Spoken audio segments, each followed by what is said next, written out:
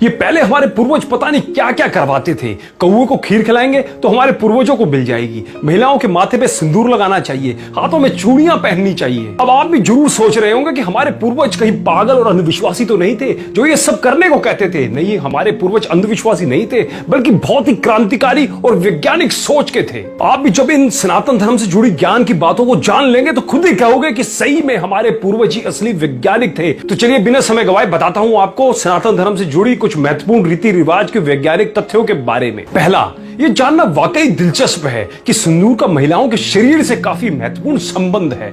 हल्दी, चूना और धातु पारा से बना सिंदूर महिलाओं के शरीर में खून के बहाव को नियंत्रित करता है और कामेच्छा को बढ़ाने में कारगर होता है। यही कारण है कि विधवा महिलाओं को सिंदूर लगाना मना है। सिंदूर में मौजूद धातु पारा के तत्व तनाव और चिड़चिड़ेपन को भी दूर करता है। दूसरा, भारत में मूर्ति पूजा के चलन का वैज्ञानिक कारण बताया जाता है। कहा जाता है कि जब हम किसी की तस्वीर या मूर्ति को देखकर प्रार्थना करते हैं तो पूरा ध्यान उसी आराध्य देवी देवताओं के ऊपर हो जाता है। मन एकदम एकाग्र और नियंत्रित हो जाता है। इसलिए भारत में आध्यात्मिक उन्नति के लिए मूर्ति पूजा को मानव जीवन का अहम हिस्सा माना गया है। तीसरा, हाथों में चूड़ियां पहनने का भी दिलचस्प वैज्ञानिक कारण है। कहा जाता है कि कलाइयों में चूड़ियां पहनने से हाथों का ब्लड फ्लो ठीक हो जाता है, साथ ही चूड़ियों की वजह से ऊर्जा भी नियंत्रित रहती है। चौथा, मंदिर ऐसे स्थानों पर बने होते हैं जहां पर उत्तर और दक्षिणीय ध्रुवों के चुंबकीय और विद्युतीय बलों के कारण सकारात्मक ऊर्जा भरपूर मात्रा में होती है। मंदिर के मुख्य मूर्ति ठीक बीच में स्थापित की जाती है। इस जगह को मूल स्थान या गर्भगृह भी कहते हैं जहां मूर्ति की स्थापना होती है। उस स्थान के नीचे वैदिक मंत्रों से लिखी तांबे की धातुएं रखी जाती है।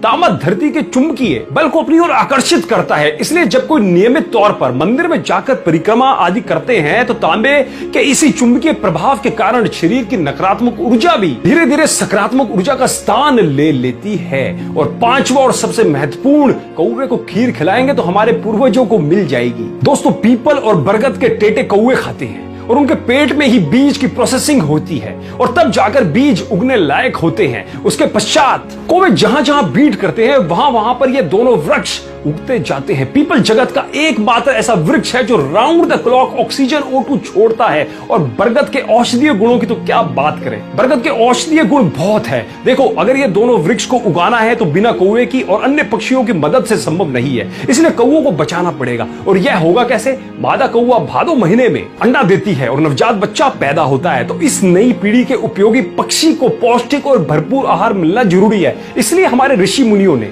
कौवों के नवजात बच्चों के लिए हर छत पर श्राद्ध के रूप में पौष्टिक आहार की व्यवस्था कर दी थी, जिससे कि कौवों की नई जनरेशन का पालन पोषण हो जाए। पर आजकल के कुछ युवा बाहर से पढ़ लिख कर आने के बाद अपने धर्म पे उंगली उठाते हैं। मैं उनसे निवेदन करना चाहता हूं, उनसे कहना चाहता हूं कि सनातन धर्म पे उंगली उठाने से पहले सनातन धर्म को जानो, सनातन धर्म को पढ़ो, फिर उस पर उंगली उठाओ। जब आपके विज्ञान का ABC भी नहीं था ना, तब हमारे सनातन धर्म को पता था कि किस बीमारी का इलाज क्या है, कौन सी चीज खाने लायक और कौन सी चीज खाने के लायक नहीं है। अतः ज्ञान का भंडार है हमारा सनातन धर्म और उनके नियम। विदेशी शिक्षा पद्धति पढ़े और अपने पूर्वजों ऋषि मुनियों के नियमों पर उंगली उठाने के बजाय उसकी गहराई को जानिए। और आज तो विदेशी शिक्षा पद्धति भी हमारे वेदों गीतों का अपने यहाँ प्रयोग कर रही है। तो उंगली उठाने से पहले एक बार जरूर सोचा कीजिए। दोस्तों, मैं उम्मीद करता हूं कि इस वीडियो ने भी आपको जागरूक जरूर किया होगा। यदि किया हो तो हमें एक कमेंट के माध्यम से सनातन धर्म के बारे में आपके महत्वपूर्ण विचार जरूर बताइएगा। और इस वीडियो को ज्यादा से ज्यादा सबके साथ शेयर जरूर करें जो सनातन धर्म पर उंगली उठाते हैं, उनको भी सनातन धर्म के महत्व का पता चल पाए। चलिए अगले वीडियो में फिर मुलाकात होगी, तब तक के लिए धन्यवाद।